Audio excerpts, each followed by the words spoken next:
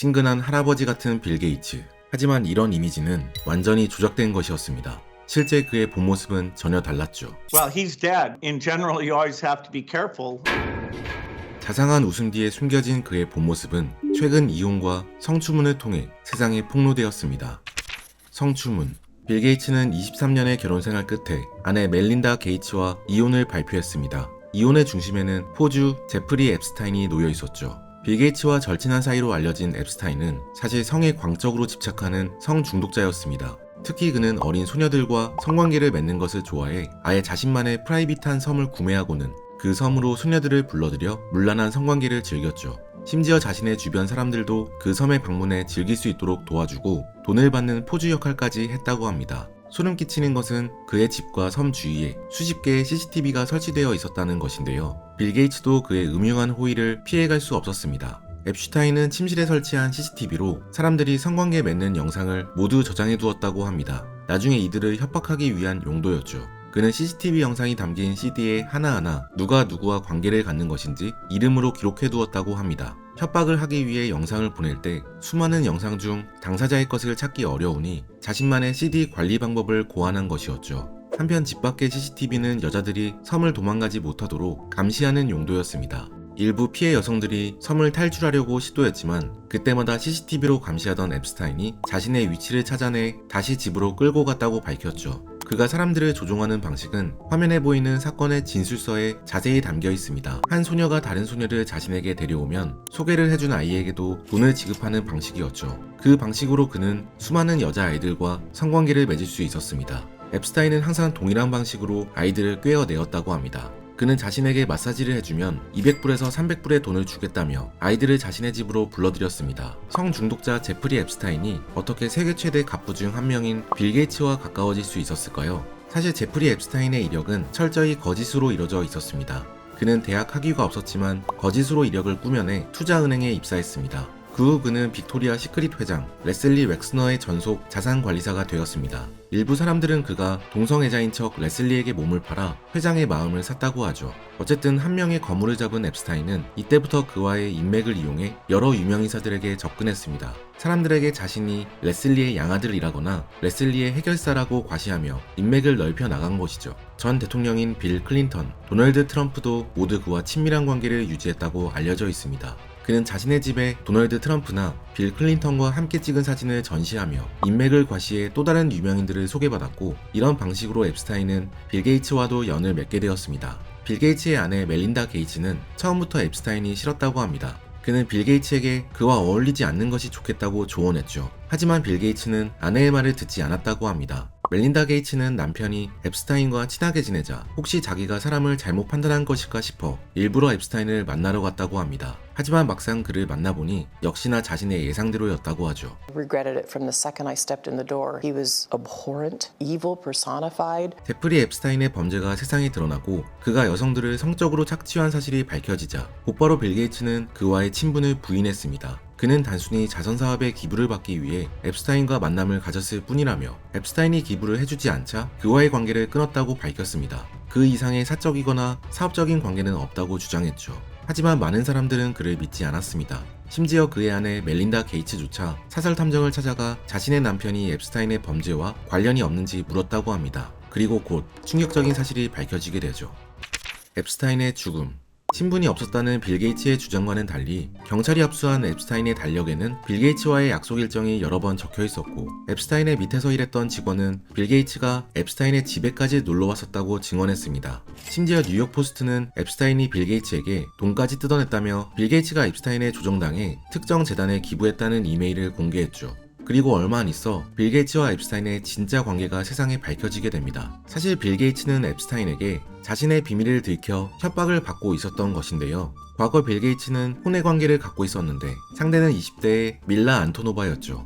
밀라 안토노바는 러시아 사람으로 브릿지 게임 선수였습니다. 사실 밀라는 앱스타인과도 친분이 있던 사이였는데요. 그녀는 앱스타인에게 뉴욕의 집과 학교 등록금을 지원받고 있었습니다. 앱스타인이 여자들에게 돈을 지원해주는 경우 항상 그는 대가로 성관계를 요구했기 때문에 언론에서는 혹시 그녀가 앱스타인과도 관계가 있었는지 물었습니다. 이 질문에 밀라는 앱스타인이 아무런 대가 없이 베풀어준 자선이었다고 선을 그었죠. 어쨌든 밀라는 빌 게이츠와 브릿지 게임 경기를 하며 친해졌고 그와 사적인 만남을 이어나가게 됩니다. 그러다 둘의 불륜관계가 우연히 앱스타인에게 들키게 되죠. 앱스타인은 빌 게이츠의 약점을 이용해 그에게 돈을 뜯어내려고 했습니다. 당시 앱스타인은 부자들에게 합법적으로 돈을 뜯어내기 위해 자선재단 펀드를 설립하고 있었습니다. 이 펀드는 최소 약 1,000억 원 이상의 금액부터만 받아주는 것으로 만약 이 펀드에 돈을 내게 되면 앱스타인에게 수수료를 수십억 원을 내야 하는 구조였죠. 이 펀드를 성공적으로 운영하기 위해서는 세계 최대 갑부 빌 게이츠의 자금을 모으는 것이 필수적이었습니다.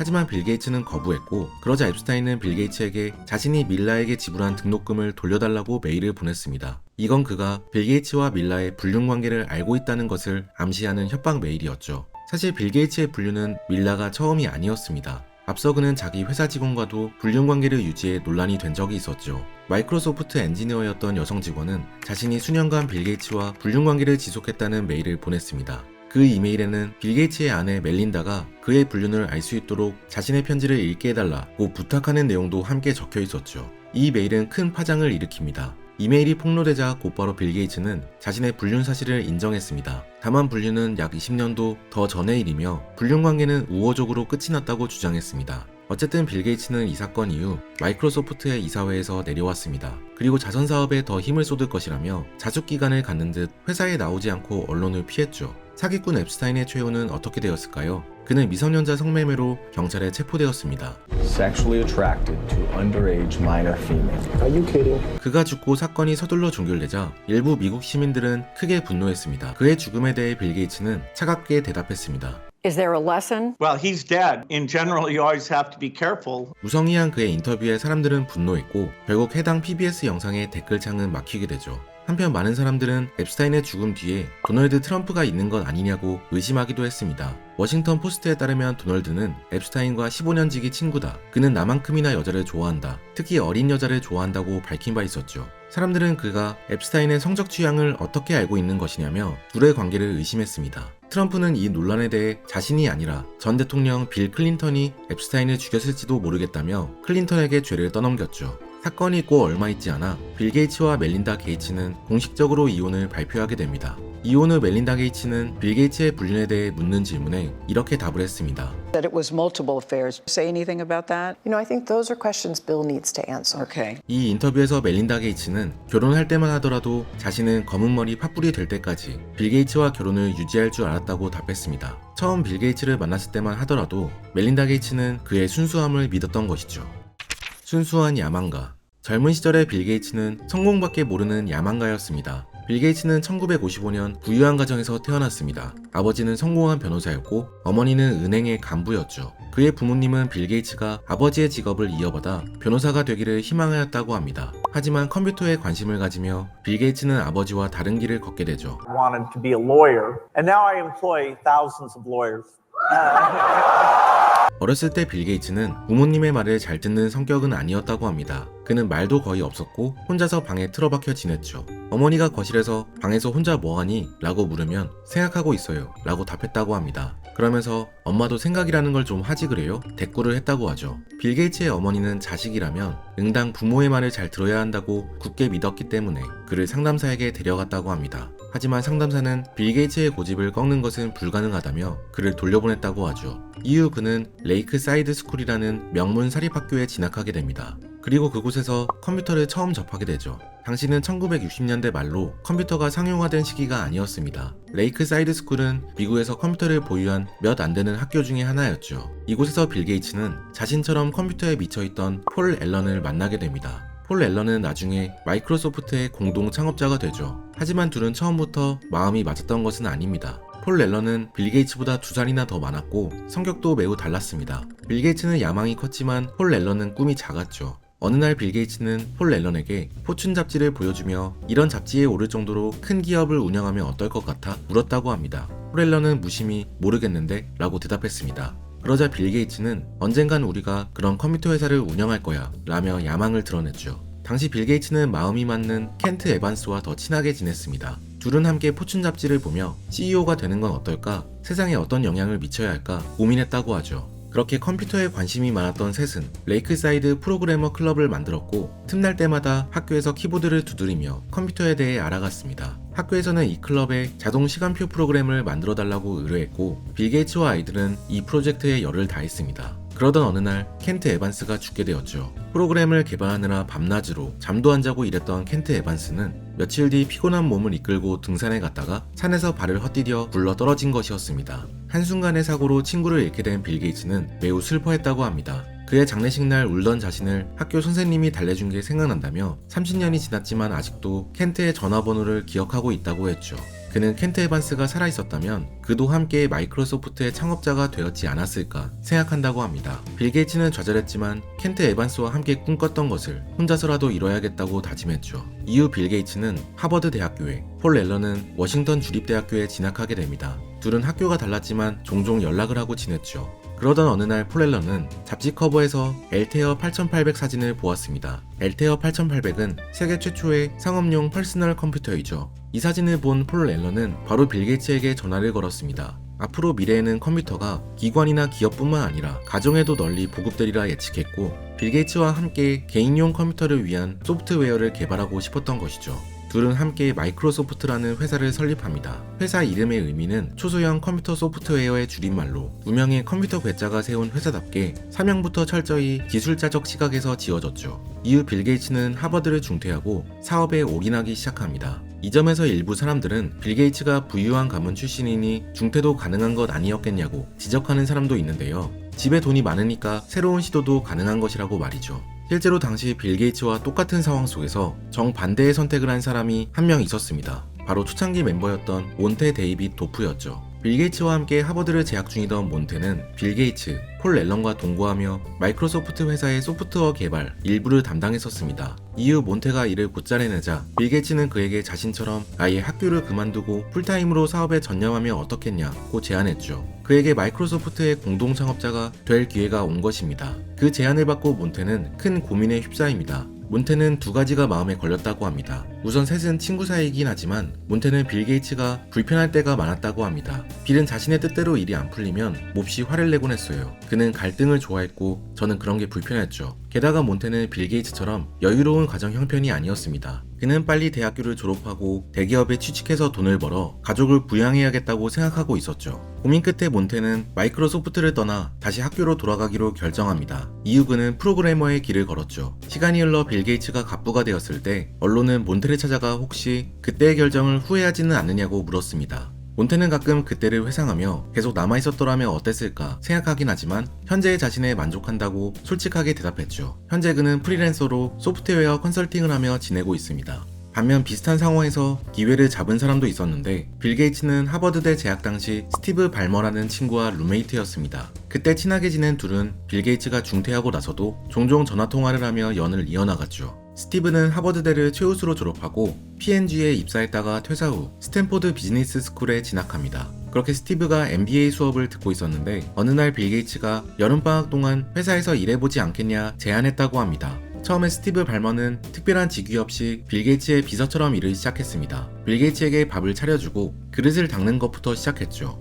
경영자적 시각을 가지고 있었던 스티브 발머는 기술자적 시각이 강했던 빌 게이츠와 폴 앨런에게 꼭 필요한 사람이었습니다. 빌 게이츠는 매우 내성적인 사람인 것에 비해 스티브 발머는 대학교 때부터 여러 동아리의 회장을 맡을 정도로 외향적인 사람이었고 영업 부문에 특화된 사람이었습니다. 빌 게이츠는 그의 잠재력을 알아보고 학교로 돌아가지 않고 정식으로 회사에서 일하는 게 어떻냐고 제안했죠. 빌 게이츠는 스티브에게 연봉 5만 불과 인센티브 10%를 제안했다고 합니다. 그가 벌어들인 수익 중 10%를 연봉에 더해주겠다는 것이었죠. 화려한 이력을 지닌 스티브 발머는 당시에도 많은 회사의 제안을 받고 있었습니다. 그는 전통적인 길과 리스크를 택하는 것에서 갈등했죠. 그때 빌 게이츠는 스티브 발머를 이렇게 설득했습니다. 우리는 곧 모든 가정집의 모든 책상 위에 컴퓨터 하나씩을 놓을 거야. 스티브는 빌 게이츠의 비전을 믿었고 결국 학교로 돌아가지 않았습니다. 이 선택은 그의 인생을 바꿨죠. 스티브 발머가 마이크로소프트에서 첫 번째로 맡은 주 업무는 IBM과의 계약을 따오는 일이었습니다. 컴퓨터 제조업체인 IBM은 IBM 컴퓨터에 들어갈 운영체제를 만들어줄 회사를 찾고 있었습니다. 빌 게이츠는 이 계약을 스티브 발머에게 맡겼고 그는 성공적으로 계약을 따오게 됩니다. 이후 회사는 급성장하게 되죠. 막상 이렇게 되니 스티브 발머에게 수익의 10%를 주는 것은 회사에 너무 큰 부담이 되었습니다. 빌 게이츠는 스티브에게 당장 수익의 10%를 받는 대신 회사 지분의 8%를 받는 게 어떻냐고 제안했죠. 스티브 발머는 그의 제안을 받아들였습니다. 이후 마이크로소프트 주식이 상장되며 최대 주주였던 빌 게이츠, 폴 앨런, 스티브 발머는 모두 큰 돈을 벌게 되었습니다. 빌 게이츠는 이를 통해 최연소 자수성가 억만장자로 등극했죠. 이해 빌 게이츠는 폴 앨런과 함께 레이크 사이드 스쿨에 약 30억 원 정도를 기부했습니다. 명패에는 친구이자 탐험가 동료였던 켄트를 기념하며 라고 쓰여 있었죠. 마이크로소프트를 선택한 스티브 발머도 큰 돈을 벌어들였는데요. 마이크로소프트의 24번째 직원이 된 그는 심지어 초창기 받았던 주식을 거의 팔지 않고 가지고 있어 2024년 빌 게이츠의 뒤를 이어 전세계 8위 부자에까지 이름을 올리게 됩니다. 어린 나이에 큰 돈을 벌게 된 셋. 하지만 이들의 이면에는 냉혹한 아픔이 자리잡고 있었습니다. 최악의 리더. 빌 게이츠는 스스로를 돌아보며 자신이 악몽 같은 리더였다고 평가했습니다. 회사에 자신의 인생을 갈아넣었던 빌 게이츠는 직원들도 자신처럼 일하기를 바랐죠. 그는 바쁘면 샤워도 하지 않고 옷도 갈아입지 않은 채로 일했다고 합니다. 그에게는 주말도 휴일도 없었고 다른 직원들도 자신처럼 주말에 출근하는지 회사 주차장을 돌며 감시했죠. 한 직원이 4일간 81시간을 일해 하루 연차 쓰고 쉬겠다고 하자 이해가 안 간다는 듯 그를 노려보았다고 합니다. 또 그는 업무에 있어서 매우 공격적인 성격이었습니다. 직원들이 자신의 기준에 맞지 않으면 소리를 지르며 화를 냈죠. 공동 창업자인 폴 앨런이나 스티브 발머에게는 더욱 가혹하게 피드백을 했습니다. 내가 세상에서 들어본 가장 멍청한 말이야 라며 소리친 적도 많았다고 하죠. 그가 직원에게 피드백 주는 영상이 남아있는데요. 함께 보도록 하겠습니다. That's ridiculous. I'm not using this thing. You guys never understood. You never understood the first thing about this. 빌 게이츠는 점차 나이가 들면서 화를 덜 내게 되었다고 합니다. 그는 불만이 있을 때면 직설을 꽂는 대신 얼굴을 찡그리는 것으로 불만족스러움을 표현했죠. 어쨌든 빌 게이츠의 공격적인 성격을 감내해야 했던 폴 앨런은 점차 마음이 다쳤다고 합니다. 둘은 시작이 친구였기 때문에 경영이나 기술적인 문제 외에 사소한 문제로도 자주 다퉜습니다. 예를 들어 체스를 하다가도 빌 게이츠는 화를 내며 체스판을 엎어버리기도 했죠. 점차 이들의 관계가 악화되면서 앨런은 근무 시간을 줄여나갔습니다. 그런 갈등을 겪던 도중 앨런은 자신의 건강이 예전 같지 않다는 것을 깨닫게 됩니다. 처음에는 목이 자꾸 간지러웠는데 점차 밤에 다량의 땀을 흘리게 되어 이상한 마음에 그는 병원을 찾았죠. 의사는 그가 호지킨 림프종이라는 백혈구 암에 걸렸다고 말했습니다. 당시 그의 나이 29세의 일이었죠. 다행히 암이 초기에 발견되었기 때문에 그는 목숨을 건질 수 있었지만 이 사건으로 그는 자신의 인생을 재조명하게 되었다고 합니다. 특히 그는 앞으로 자신의 인생이 얼마나 남아있을지 모르겠지만 행복하게 살아야겠다고 다짐합니다. 그러면서 점차 마이크로소프트 회사에 손을 떼게 되었죠. 빌 게이츠는 이런 폴 앨런의 모습을 탐탁지 않게 여겼습니다. 자신과 직원 모두 하나의 목표를 위해 달리는데 나태해진 폴 앨런을 이해할 수 없었죠. 어느 날 그는 스티브 발머를 불러 폴 앨런의 지분을 낮추는 것을 모의했습니다. 폴 앨런은 우연히 사무실을 지나가다 둘의 작당 모의를 엿듣게 되죠. 그는 너무 화가 난 나머지 벌컥 사무실 문을 열고 들어가 미친 거 아니야? 이게 네 인성이구나 외쳤다고 합니다. 그리고 폴 앨런은 회사를 관두게 되죠.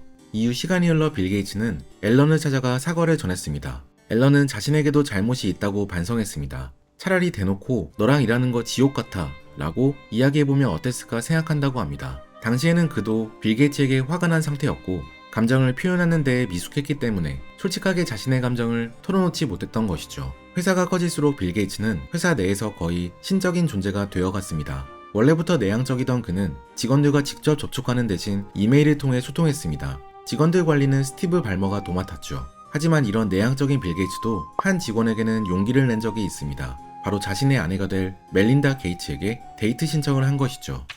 사내 커플. 빌 게이츠의 아내 멜린다는 원래 마이크로소프트의 직원이었습니다. 듀크 대학교에서 컴퓨터 공학과 경제학을 전공한 멜린다는 학교를 졸업하고 당시 가장 빠르게 성장하던 마이크로소프트에 취직했죠. 그녀가 취업하고 4개월쯤 지냈을 때 멜린다는 엑스포로 출장을 가게 되었습니다. 출장에서 회사 직원들 모두 저녁 식사를 함께 하게 되었는데 식당에서 우연히 멜린다는 빌 게이츠의 옆자리에 앉게 됩니다. 둘은 저녁을 먹으며 함께 대화를 했고 서로에 대한 호감이 싹트기 시작하죠. 멜린다는 빌 게이츠가 매우 재밌었다고 합니다. 몇 달 후 빌 게이츠는 마이크로소프트의 주차장에서 함께 식사 자리 가지는 거 어떠냐고 자신의 마음을 고백하였죠. 둘은 6년간 교제 끝에 1993년 약혼했습니다. 그리고 이듬해 하와이에서 결혼식을 올렸죠. 행복한 결혼 생활이었지만 딱 하나 이상한 것이 있었습니다. 바로 빌 게이츠와 전 여친과의 관계였죠. 빌 게이츠는 멜린다를 만나기 전 5살 연상의 앤 윈블라드를 사귀었습니다. 둘은 약 3년간 교제했죠. 37살이었던 앤은 결혼이 급했습니다. 그래서 빌 게이츠에게 언제쯤 결혼할 것이냐고 재촉했다고 합니다. 하지만 32살이었던 빌 게이츠는 결혼이 전혀 급하지 않았습니다. 그는 자유를 즐기고 싶었죠. 결혼관의 차이로 계속 부딪히던 둘은 결국 헤어지게 됩니다. 그리고 얼마 안 있어 빌 게이츠는 9살 연하의 멜린다 게이츠와 사귀기 시작했죠.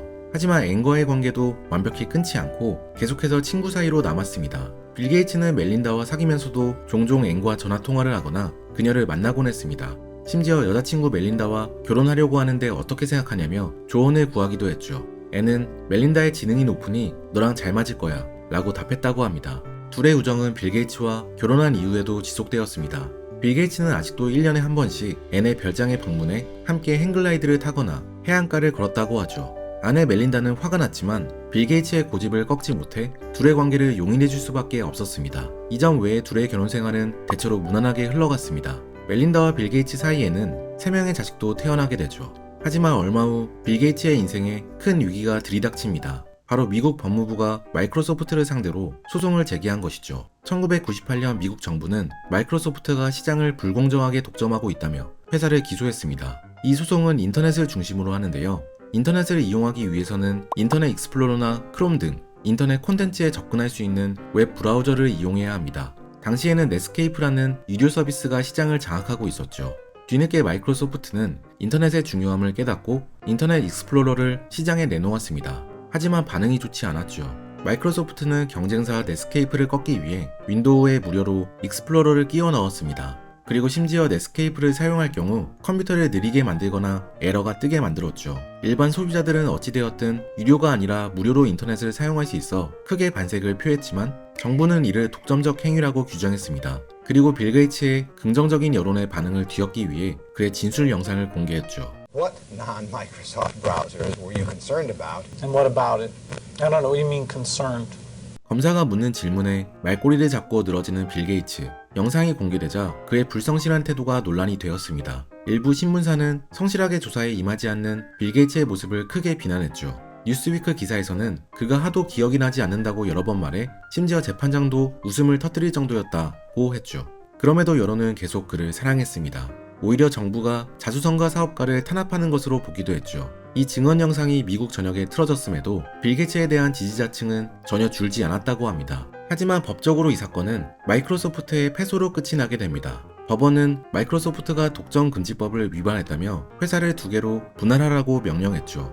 윈도우 운영체제와 오피스 및 인터넷 익스플로러 등 소프트웨어 회사 2개로 쪼개라는 것이었습니다. 마이크로소프트는 이 판결을 받아들이지 않고 항소했습니다. 결국 미 법무부는 회사를 분할하는 대신 앞으로 마이크로소프트가 다른 소프트웨어도 자유롭게 탑재할 수 있도록 명령하는 것으로 사건은 막을 내렸죠. 이 사건 이후 빌 게이츠는 마이크로소프트 CEO의 자리에서 내려옵니다. 스티브 발머가 다음 CEO로 자리하게 되죠. 은퇴와 재혼. 빌 게이츠는 은퇴 이후 자선사업에 몰두합니다. 그는 아내 멜린다 게이츠와 함께 빌과 멜린다 게이츠 재단을 세워 지구온난화, 교육, 건강 등 전 세계 문제를 풀기 위해 애쓰고 있죠. 그는 자신이 처음 재단을 시작했을 때만 하더라도 5살 이하 아이들의 사망 숫자가 1000만 명 이상이었는데 18년이 지난 지금 500만 명으로 절반 가까이 줄었다며 앞으로도 이 수를 줄여나가겠다고 밝혔습니다. They say inequity has been with us since and will be with us until the end. I completely disagree. 사회활동에 있어 아내 멜린다 게이츠도 그와 뜻을 같이 했습니다. 그녀가 빌 게이츠와 결혼하던 날 멜린다는 시어머니에게 편지를 한 통 받았습니다. 편지에는 많은 것이 주어진 사람에게는 많은 책임이 기대되는 법이란다 라고 쓰여 있었죠. 멜린다 게이츠는 이 말에 공감했고 그녀 역시 재단 일을 열심히 도왔습니다. 심지어 남편과의 이혼을 고민할 때도 멜린다는 앞으로 재단의 방향을 고민했다고 합니다. 그녀는 고민 끝에 빌과 멜린다 게이츠 재단에서 나와 새로운 재단을 설립하겠다고 발표했죠. 한편 빌 게이츠는 멜린다와 이혼 후 새로운 여자친구를 사귀고 있습니다. 바로 전 오라클 기업 CEO의 아내였던 폴라 허드이죠. 그녀는 남편 마크 허드가 2019년 암으로 세상을 떠난 뒤 슬픔에 빠져 있었습니다. 이후 시간이 흘러 빌 게이츠와 교제를 시작했죠. 둘은 현재 언론에 함께 모습을 보이며 공식적으로 연애를 인정했습니다. 빌 게이츠는 쉬는 시간에 여자친구와 여행을 하거나 책을 읽으며 남은 여생을 즐기고 있죠. 지금까지 책드 폭행이었습니다. 오늘 함께 읽은 책 화이어트, 저자 수정 케인. I know that I'm well away from being a perfect guy.